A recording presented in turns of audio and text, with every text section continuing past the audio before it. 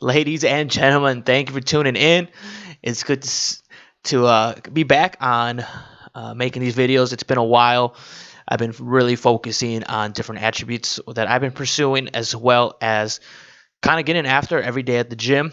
Obviously, I do take my breaks, but they're still active. And the reason why I wanted to make this video is that now it's been almost 8 months after the first original incident of the tear of my ACL and meniscus on my left leg, which I had to get two surgeries.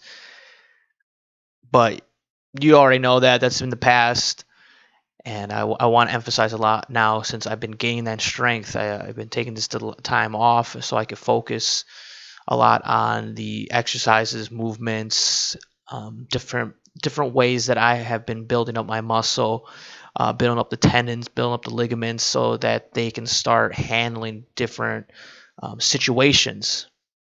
Because at the end of the day, I really don't care about pushing heavy weight. I just care about being functional, being explosive, being willing to adapt to different situations. And at first, I couldn't do any of this, and it was a real big bummer for myself, a big setback mentally. But as I started putting this work in, as I started developing different new little ways to start building strength around that injured, that reconstructed. I don't like to say injured or previously injured, but that my left leg, it kind of inspired me to get back right after it. Now I'm putting some good strength. I got more different avenues of approach to share. And with this video, we're going to hop right into it. A little bit longer intro, but we'll get right into it, and I'll explain a little bit more.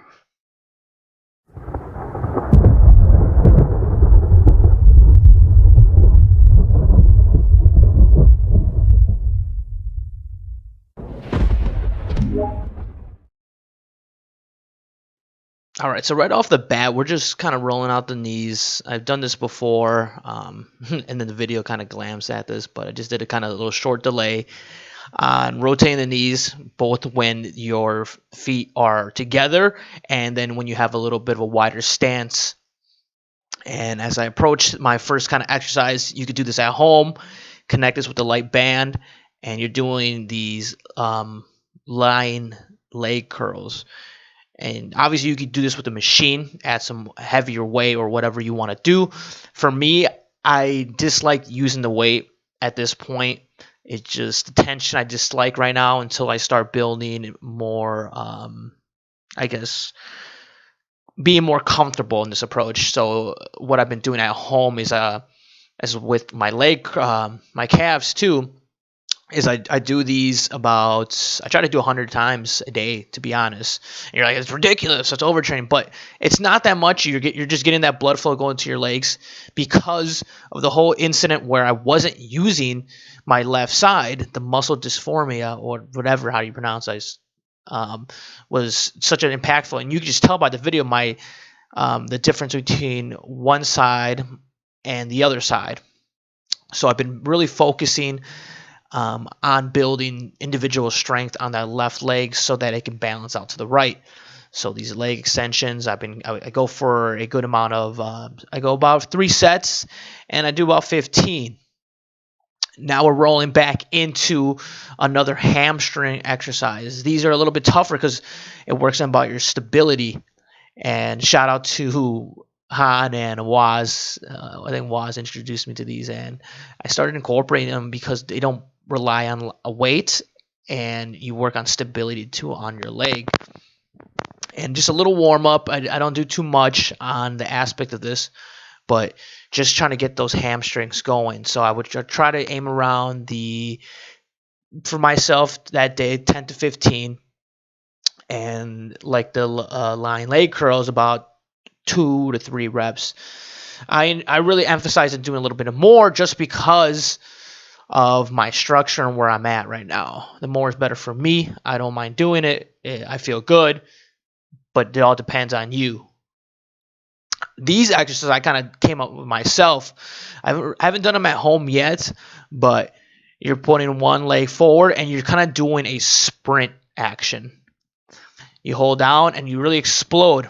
The key note, though, that I've noticed was really trying to hold on to that resistance at the thresh level. So right there, I should be holding it a little bit longer. So as I start incorporating or doing a little bit more of these, I'm going to start obviously increasing the resistance, but holding and pausing. Great feature for explosiveness, in my opinion, and getting a little bit more of a quad action and glutes. These were kind of killer when I was doing them, and I like doing these too because it works on your stability on the opposite leg, as well as incorporating the other leg on the tension. So you're getting the best of both worlds. Hopefully, as I start getting more stability, I don't need a stable item, but I do love doing these, and I really want to emphasize try to do the holding motion at the end, or I mean at the end of that pause, and kind of activate that core, as well as doing the whole hand motion, as you can tell by the mirror, trying to emphasize a sprint. Because the one thing that I did notice was I started doing running again because I wanted to try to see how good I could do 2 miles, and I got really incorporated in running, but I did too much and damaging, or not damaging, but kind of hurting my Achilles tendon. These little puppies I enjoy doing just to kind of see how well I do for my patellar tendon. So you kind of get in a little angle, and you're kind of doing the motion of a pistol squat. You're not really going, or you're trying to see how far you could get, and pushing like you're pushing forward, but you're just trying to see how far you can get. And I like these as a method of seeing your progress, seeing that, let's say, you finish this workout, the next day you want to see how your patellar tendon's doing. Try these little puppies out, see, okay, well, I'm a little stiff today, or this doesn't feel that good as I did the previous day. And it's there to also activate some muscle before your heavy lifts. And I think I don't do that many, but you could definitely feel it on the patellar tendon on an injured side. Just for me, because that's where a lot of the damage was dealt. And the one thing I do want to notice, sometimes it becomes a little unbalanced, so you can always hold on to an object. I do like the station on the right, and you're just trying to see how far you can go. Obviously, this is my good side, so I could go a little bit. Not good side, my apologies. This is my non-surgical side, so it's a little bit better than my surgical side. Let's see here. We do a little bit of pause, and now we go into a different day. And I love doing these. I've incorporated single leg presses, since I don't really like doing dual yet because I feel like it's kind of pointless for me. But I'm still doing the same motion as I did for those resistant band knee sprint exercise. So I really want to emphasize that arm going forward on the opposite side as a sprint motion. And I'm trying to get at least to 90 degrees, and then boom. And for these, I also do as an exercise. And I believe this day at the gym, I incorporated this as an exercise versus a warm-up. But I did want to emphasize that and incorporate this in this video because it activates the muscles that I want. Patellar tendon. When I was first originally going to PT, I did a lot of single leg motion and action. And these puppies right here, they are killer. Getting the quad going, getting a little bit of the patellar tendon, the glutes, and working on that stabilization on either side. So I think that day I was trying to aim for a little bit more sets and try to progress on the weight. And I think I'm getting there on weight, but like I said, more of the motion. In this motion right here, we're going into a kind of a lunge and stabilization exercise. So we're going for the lunge, and then we're going to hold it. for the lunge, and it's tough because I wanted to use, I forgot what bar it is, but I forgot what the name of it. It's gonna kill me because I can't think of it right now. But the other bar, you have a little bit more of a grip, and it lays more comfortable on your body, so you can do this movement with these kind of standing bars. It's a little bit more difficult, but hey, we're here for a challenge.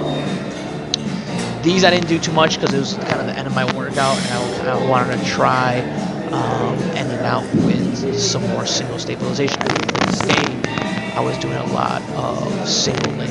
So as you can kind of tell, this side, this right side, this side is my non-surgical side. But you can just tell it's tough, and as I can kind of see too, and I love about these videos, you can kind of check your form out, see what you struggle on. So it looks like I'm kind of concaving more outwards. Maybe I need to work on the position in my right side. As and I think I did adjust it. There we go. Yeah, that's it. But for these, not a lot of weight, and then you could do different methods of the lunges. That's the beauty of lunges, which I think everyone should start to incorporate when you do have either one side of your body injured versus another side, either arm, leg, whatnot. And right here, we're kind of ending the workout. This was the day that I was doing box squats. Shout out to my boy Mike in the back. He was helping me out. He had 2 ACL repairs, and he was telling me just take care of the body. He misses running, but you're after it. You get young. This is the purpose of why I do this. Once you get an injury, don't let it be the end of the world. Take it as a moment of learning. So for these, I've had, this was like a second, I guess, medium-sized resistant bands that I did, and I was doing box squats. I think I was going for 3 to 5 reps, and really looking for a slow and then explosive movement. But that's it, guys. On the exercises, I'll come back and coming right back. It looks like I cut myself at the end, but yeah, those kind of exercises are kind of prevalent of what I do before my leg day, and it's essential to warm up your ligaments, your muscles before doing these kind of hard exercises per se. Depending on what you do or your injury, no matter, even if you're not injured, warming up is crucial to avoid injury. And luckily, I haven't done that yet, knock on wood. But as I was saying, moderation is going to be key. At times, I feel like I was going a little bit too fast or doing too much, and which I was doing the running motion. I was doing a lot of exercises of sprinting, running back and forth. I was trying to at least do 2 miles every other day. And then I started noticing that I was starting to get plantar fasciitis. Oh my God, I cannot pronounce it. But it was on the sole of my foot, and it was just very aching. And I needed to rest that. Stretching was crucial on fixing those, as well as my Achilles tendon. So you gotta understand your body. You gotta understand what is aching.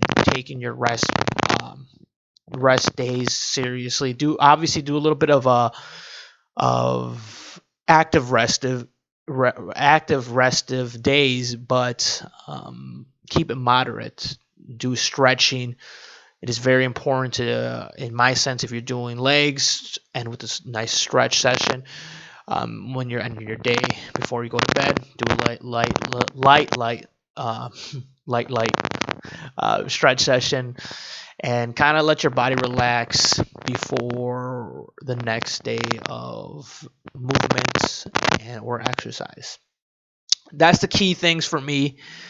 Ladies and gents, it's been a good journey. I'm looking to document a little bit more exercises and kind of focusing on different avenues of approach that people who've been injured in my sense, that they can learn from, because that honestly, that is the biggest aspect that I want to portray is an injury can slow you down, but it won't stop you. And we look at these athletes and say, oh my God, how do they come back from this injury? It's all about what you put into it. It's all about the effort. It's all about the work. It's all about the discipline. It's no joke. You have to take this serious. And just like these videos, I want to start taking it back serious again. I want to get after it. I want to make good content. I want to be consistent with it. So let's make 2021 a year of discipline and consistency. Thank you much, everyone, and I hope you have a blessed day.